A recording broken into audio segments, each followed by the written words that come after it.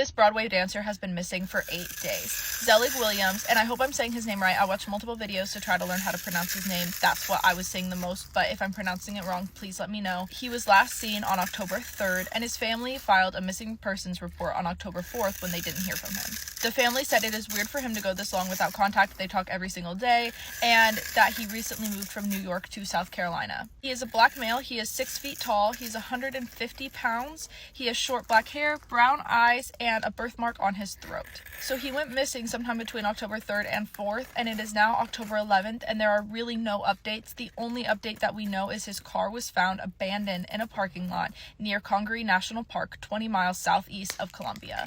If you know anything or think you have seen him, please contact the police or their tip line. I will put all the details in the comments. He has been missing for 8 days, and his family is growing increasingly concerned and just want their son to come home. Every state in the U.S. has had at least one serial killer, if not multiple, and today I'm going to tell you guys about the worst serial killer from Idaho. If you're new here, this is a map of all the states I've covered so far. This is part 30 of 50. So today I'm going to tell you guys about Idaho, and before I begin, a lot of people asked about Bryan Kohberger. I'm not going to talk about him in this video. I'm going to be talking about someone else, but if you guys would like me to talk about that case, I can do a separate video on that. Today I'm going to be telling you guys about Thomas Eugene Creech. He was born September 9th of 1950 in Ohio. He had a very unstable childhood. His parents constantly argued. They got divorced. It was just like a very messy, unstable, unhealthy childhood for him. Sometime when he was a child, he ran away from home and he became a drifter. I think it was like in his mid-teens, but I couldn't find the exact time that he did this. In 1969, when he was 19, he was arrested for armed robbery, but he took a plea deal. He was only sentenced to 2 to 5 years, and he was paroled December of 1971. In 1973, when he was 23, he married a 16-year-old child. Gross. Her name was Thomasine Lauren White, and this is while he was living in Portland, Oregon. While living in Portland, Oregon, he gets arrested for theft and breaking and entering, but the charges were dropped, and instead they admitted him to a psych ward because they thought he needed psychiatric help. However, he was released just 10 days later when they decided he wasn't a danger to himself and he didn't suffer from any mental illnesses. But a few weeks later, he tried to take his own life, and they sent him back for over a month. And he ends up struggling with his mental health this whole time. He tries to take his life multiple different times. I'm not going to tell you guys about every single individual one, but just know that that happens intermittently throughout the times that he's committing these crimes. On November 3rd of 1974, Thomas and his girlfriend Carol Spalding, he was still married to that other girl, but she was in and out of psych facilities and he was always cheating on her. So him and his girlfriend Carol, they are hitchhiking in Idaho and they are looking for a ride when a 1956 Buick Century pulls up and 2 guys were in the car. It was a 34-year-old named Edward Thomas Arnold and a 30-year-old named John Wayne Bradford. And they offered to give them a ride. They're super nice. They pick them up and they start driving them. And at one point on the drive, Thomas pulls out a gun and he kills both of them by shooting them in the back of the head. He then dumps both of their bodies along the highway. He drives a little farther and dumps the car. And both of their bodies were discovered, and the car full of all of the blood spatter were both found the next day. So 2 days after the murders, the police have already had their eye on Thomas for a while because of 2 other murders that happened in Oregon. And they also have their eye on him because he was sending death threats to a Colorado senator. So he's really a mess of a person, and he's been on the police's radar for a while. So they bring him in, they bring Carol in, and they start questioning them. And he obviously doesn't say much. He tries to deny involvement. And while he is waiting for trial, he is in jail. And Carol, by the way, was a minor, because we already know he has a thing for child brides. So Carol was a minor when this occurred, but she turned 18 while they were waiting for the trial. And so they decide that they're going to charge Carol as an adult. In February of 1975, she ends up pleading guilty. She takes a plea deal, and she pleads guilty for harboring a fugitive, and she gets 2 years in Idaho.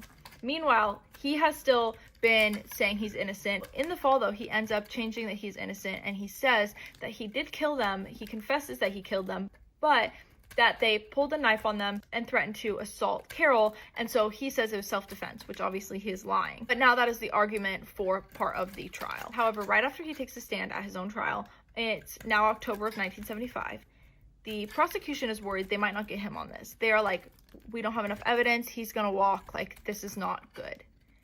And then Thomas just gives a shocking confession. Instead of saying that this was self-defense and all that kind of stuff, he suddenly admits openly that he is a serial killer. He says that he has killed at least 42 different people in almost a dozen different states. So obviously anyone who thought he still could have been innocent no longer thinks that. He said that his first murder was when he was 25 and he drowned a friend in Ohio. He also said in the fall of 1966, when he was only 16, he killed a gay man in San Francisco, and then he said he killed 5 people in Ohio that were contract killings for a satanic cult in the area. And they ended up having these people be part of ritualistic human sacrifices. So he says he killed 5 people through that. And then he also says he knows of 2 different burial grounds with over 100 different victims. But when they look into these, they only find cow bones. So they're like, okay, is he telling the truth? Is he lying? We can't tell. While his confessions are surprising, at first the police are kind of like not believing him. They go to these like burial sites and they're all cow bones and they're like, okay, this guy's just pulling our leg. He's messing with us. He just wants attention. Like, he's probably not a serial killer. However, they look into him and they end up being able to link him to 9 other murders. And I couldn't find details on all of them, but the 6 I could find details on were Vivian Grant Robinson. She was 50 years old and he strangled her in her home in Sacramento, California. When they did investigate her case, it remained unsolved until he confessed on trial a year later. He also killed many years before William Joseph Dean, who was 22. His body was found in Thomas's old church living quarters. For a while, he lived in a church, and William was found in his living quarters, and Thomas had shot him to kill him. They also connected him to the murder of Sandra Jane Ramsamug, who was 19 years old, and they think he killed her in the grocery store that she worked at, and he shot her. He also killed Gordon Lee Stanton, who was 44, and Charles Thomas Miller, somewhere near Las Vegas, but they're not entirely sure where. And then Rick Stewart McKenzie, who was 22, near Wyoming, and he led them to their 3 bodies. He also killed a 70-year-old man named Paul C. Schrader, who he stabbed to death. It sounds like he was trying to rob him when they were staying at the same hotel, and he ended up killing him after the robbery. He then used Paul's credit cards and vehicle, and then ended up fleeing to Oregon for a while, and it sounds like that's when he took some of the other victims. He was found guilty and charged for 3 of the murder convictions. He was tried for Paul's death, but was acquitted by the jury, but officials are confident that he was the one who killed him. So in total, he was found guilty for 5 different victims, but again, he confessed to 42 different victims, and many of them, he said, occurred in Idaho. He ended up being sentenced to multiple life sentences and was sentenced to death by hanging, but eventually his execution was changed, and he ended up being scheduled for an execution via lethal injection, but somehow he ended up surviving this because they ended up botching the lethal injection. They ended up taking over an hour of trying to inject him, and it sounds like they just kept failing, and so it ended up being like not ethical anymore, I guess, or something like that. So they ended up stopping, and he basically survived a botched execution attempt by the state. So after this, he keeps like refacing executions, and they keep getting postponed or rescheduled or challenged because he'd already faced execution once and survived, and so people were debating if that was ethical to try to execute him again. And so things just kept getting pushed back, and in November 11th of 2024, so just a year ago, a judge postponed his execution date again, saying that an attempt to execute Mr. Creech by any method after a botched execution attempt would represent torture and a lingering death. And so right now, his execution date was postponed, and it sounds like he will not be executed, but that could change